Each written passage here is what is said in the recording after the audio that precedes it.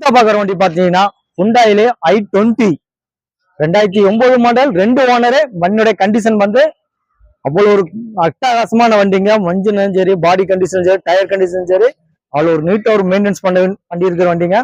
வண்டியோட இன்டீரியர் எப்படி இருக்குன்னு பாருங்க.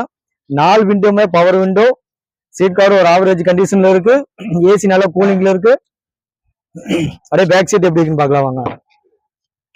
பேக் சீட்டுமோ டேமேஜ் எல்லாம் அவ்வளவு ஒரு நீட்டா இருக்கு.